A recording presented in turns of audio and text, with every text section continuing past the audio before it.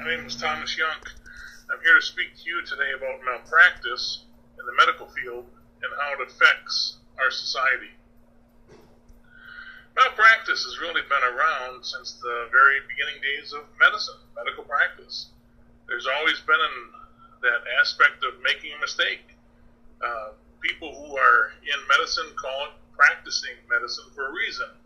There is more art than there is science to medicine, although that is changing nowadays with the advent of better computers, better scientific breakthroughs, better technology. They're able now to better view the inside of a body, analyze cancerous cells. So it's taking some of the guess out of medical practice nowadays, but still, every body is very different from another body, and every body has its own idiosyncrasies, its own unique tales. I'm thinking of all the years that I was in practice. I was in practice for 17 years. There was always coming to realize that every body is different in its own way. And so you could have two patients, both have the same type of cancer, but yet they respond completely differently to the same regimen of treatment. Very interesting. So, but now, how does this all affect us today? Well, here's what's going on with malpractice. Back in the day, let's say prior to 1960, when there was a medical malpractice situation, the doctor took care of the situation with the affected patient and his or her family. They worked out some type of compensation. It was kind of kept hush-hush. But this was back when doctors and their patients had a little bit of a closer relationship. There's usually one doctor for a small town, and so it was a different type of setting. When America started becoming very litigious in the, let's say the 1970s and 80s, especially now, things have really changed. There is no covering up a mistake in medicine the way there used to be. There's people are quick to run to a lawyer, and so now you've got malpractice insurance being a necessity in the field. And once you start getting an insurance company involved with a medical practice, things change. So what has happened over the years is physicians have really lost control of their practice. So much of what they do now is directed by their fear of insurance companies and also by the insurance company itself. So, for example, let's say somebody comes in and they're having some abdominal issues. Very common to see that in medical practice. Well, it used to be, you would take a pretty good guess, what it is, and you give them something to take care of the abdominal distress and move on. But now you can't do that if you're a physician. Now you have to order all sorts of tests. You may order an MRI or a CAT scan or a colonoscopy or a blood workup. And you have to do this as a physician now just to protect yourself, because if you make a wrong diagnosis, the chances are high that that patient is going to go running to a lawyer. And if you get too many malpractice suits against you, and especially if they're victorious against you, you run the risk of losing your license. It's a big deal. Matter of fact, let me tell you just how big a deal it is, too, that the malpractice insurance companies want to protect themselves.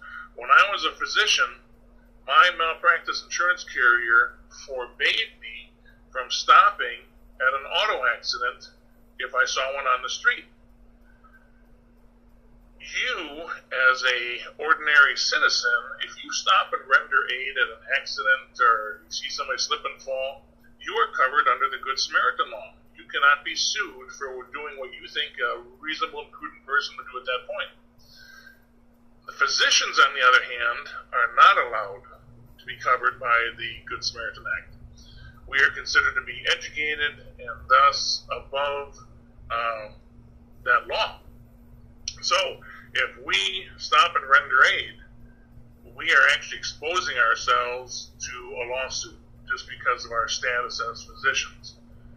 And that's why the insurance companies won't allow us. They say if you stop and you help somebody and you get sued, we're not covering you. And that's a big deal because especially now with malpractice, it's something that can be settled for millions of dollars. So how does this affect you though?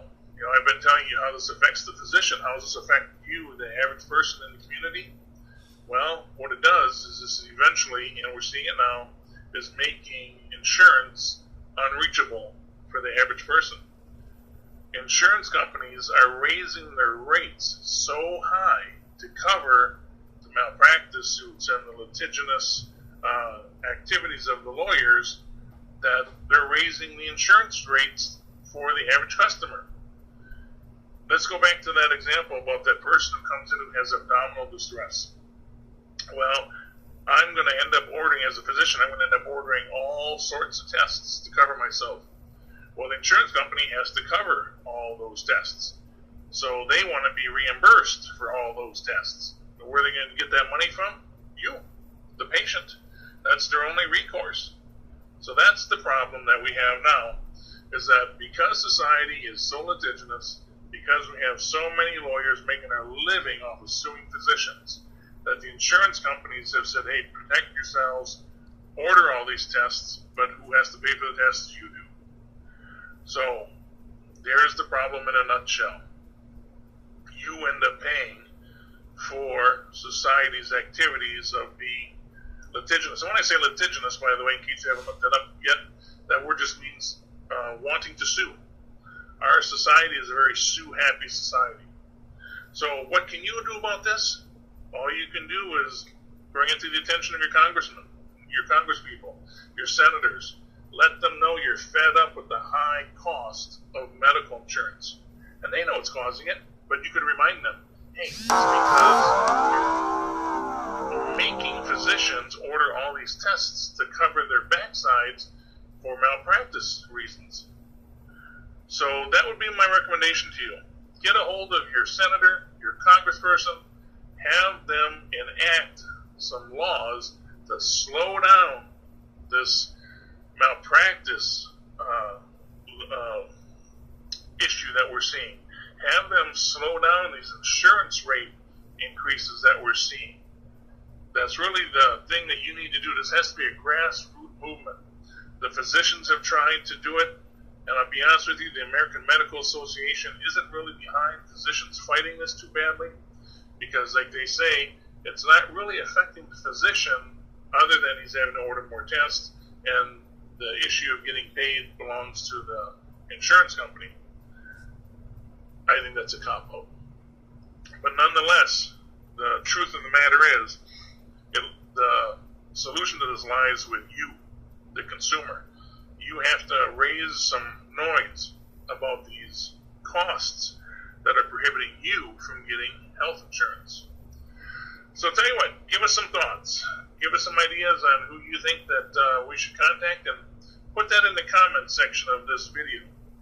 We'll be looking forward to hearing from you, and there will be more on this in the future. God bless and Godspeed.